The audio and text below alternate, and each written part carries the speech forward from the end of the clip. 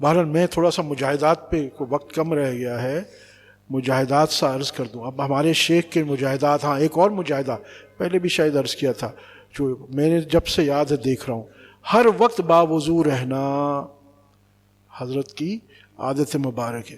اور سالکین کے لیے تو بالخصوص اس میں کیوں نہیں ہم حضرت کی نقل کرتے؟ کوشش کر لیں. اور یہ دیکھیں اس دور کے مجاہدات، ہم پورا سال پانی چھوڑ دیں ہمارے بس میں نہیں، کمزور ہیں، ٹھیک ہے، مگر اتنا تو کر سکتے ہیں کہ ہم ظاہری طور پہ جتنا ہو سکے، ویسے تو کوشش کریں 24 گھنٹے باوضو رہیں. یہ مومن کا ہتھیار ہے، فرشتوں کی رفاقت کا ذریعہ ہے. اور کیسا ہتھیار ہے؟ 2 منٹ بھی ہیں، قرآن شریف ہاتھ میں آیا، تمہارا وضو ہے، تم فوراً پڑھ سکتے ہو. اور نور ہی اور ہے وضو کا. جب تم وضو کے ساتھ عزیز مبارکہ پڑھو گے، ارے صرف نحو پڑھو گے، مدرسے میں بیٹھو گے، وضو کے ساتھ اس کا نور اور ہے، اس کا باطن تمہیں ملے گا، اس کا ظاہر نہیں، اس کا باطن تمہیں ملے گا. ہائے ہائے، کیا عرض کروں.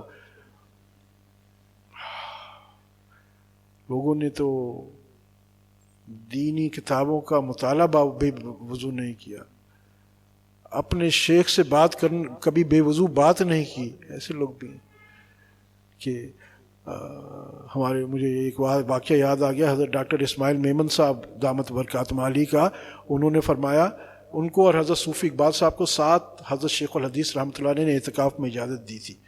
تو کہا کہ کوئی ایسا وقت تھا کہ ہم لوگ آرام کر رہے تھے، تو کسی نے، کوئی شخص قاصد آیا اور کہا کہ حضرت شیخ تم لوگوں کو یاد کر رہے ہیں.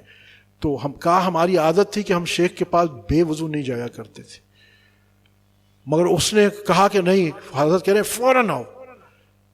کہا وہ بات تھی کہ ہم بغیر وضو شیخ کے پاس چلے گا. یہ عشق کی باتیں ہیں، پاکی کی باتیں ہیں. میں فتوے کی باتیں نہیں کر رہا ہوں، مگر یہ عظیمت کی باتیں ہیں. اللہ اکبر. اور یہ اپنانے والی باتیں ہیں، اور یہ زندہ مثالیں ہمارے سامنے موجود ہیں. ان سے یہ سیکھو نا کہ ایسی آج سے ہم تہیہ کریں کہ انشاءاللہ ہم، چاہے وہ تحیۃ الوضو کا ہو، جتنا آپ سے ہو سکے شروع تو کریں، تحیۃ المسجد پڑھنے کا ہو، ہر وقت باوضو رہنے کا ہو، جتنا ہو سکتا ہے پہلے دن سے ہمت کریں. دن میں اکثر وقت ہو رہے ہیں، پھر آہستہ آہستہ ایسا بڑھائیں ایک بار. اور سالکین کے بالخصوص دوسرا وضو کیا ہے؟ یہ تو ظاہری وضو ہو گیا. باطنی وضو کیا ہے؟ کہ وقوف قلبی پہ سلطان باہو رحمۃ اللہ فرماتے ہیں کہ جو دم غافل سو دم کافر، اہی مرشد میں نو سکھایا ہوں. میرے مرشد نے بھی مجھے یہی سکھایا ہے. میرے مولانا شمس الرحمان عباسی تمام عمر پر یہی سکھایا ہے، جو دم غافل سو دم کافر. وقوف قلبی، ہر وقت اپنی سوچ کو پاک رکھو، اپنی سوچ کو پاک رکھو. اگر یہ سوچ پاک نہیں ہوگی تو یہیں سے گند جائے گا، اور تم نے گھنٹہ بھی مراقبہ کیا ہے اس کو خراب کر دے گا. گھنٹہ مراقبہ بھی کرنا ہے، بلکہ گھنٹوں مراقبہ کرنا ہے، کرنے والے آج بھی کرتے ہیں. اور یہاں اپنی سوچ کو بھی باوضو رکھو. ٹوٹ جائے فوراً خیال میں استغفار کرو اور واپس اللہ کے دھیان میں آ جاؤ، اللہ کی طرف متوجہ ہو جاؤ. ظاہری وضو، باطنی وضو. ایک اور مجاہدہ، کیونکہ وقت بہت ہو گیا، ایک اور مجاہدہ آپ سے. میں اس کو مجاہدہ کہتا ہوں کیونکہ اس وقت ہے سنت پہ عمل، مگر اس وقت ہمارے لیے، کیونکہ ہماری عادات اتنی بگڑ گئی ہیں، اس کے لیے وہ کیا مجاہدہ ہے. اور یہ حضرت کو کرتے میں نے دیکھا ہے.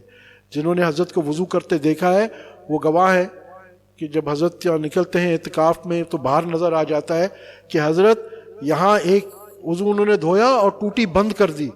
اگر ہاتھ ایسا دھونا ہے تو حضرت ہاتھ میں پانی لیتے ہیں، ٹوٹی بند کرتے ہیں، پھر ہاتھ دھوتے ہیں. ہماری عادت کیا ہے کہ جو ہم میں سے بہت بڑا اپنے آپ کو نیکوکار سمجھتا ہے وہ چلو کم پانی گراتا ہے، مگر گراتا رہتا ہے. حضرت کی عادت مبارکہ یہ ہے کہ بند کر کے اور کم سے کم پانی وضو.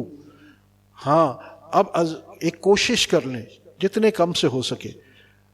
دارالعلوم دیوبند کا فتویٰ مفتی عبدالحمید صاحب نے بھیجا کہ 1 سے 1.5 کلو پانی. اور جو سنت کا آتا ہے کہ آپ صلی اللہ علیہ وسلم ایک مد رکھا کرتے تھے، تو کوشش کریں کہ مد رکھیں. یہ مد رکھنا ایک سنت ہے، اس پہ عمل ہو جائے گا.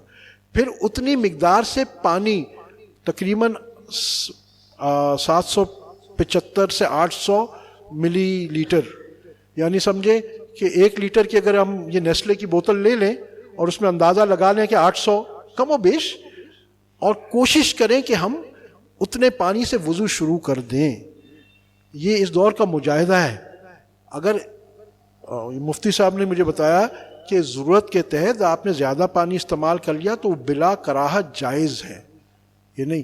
مگر کیا یہ ہمارا آپ صلی اللہ علیہ وسلم سے اتنا بھی عشق نہیں ہے؟ جس کو کسی وجہ سے ضرورت ہے تو وہ تو ٹھیک ہے، مگر ہم نے کبھی واقعی کوشش کی ہے 1 مد پانی لے کے کہ اتنے میں سے ہم وضو کر لیں؟ چلیں اب ہم نے کرنا کیا ہے کہ اب کوشش کر لی، اگر ہر وقت نہیں تو گھر میں ایک اتنی مقدار کو مارک کر لیں کسی بوتل میں، اور کوشش کریں کہ کم سے کم اتنی مقدار میں ہو گئی، نور علی نور. نہیں تو یہ عادت آپ کو پڑ جائے گی آپ صلی اللہ علیہ وسلم کا سنت پہ عمل.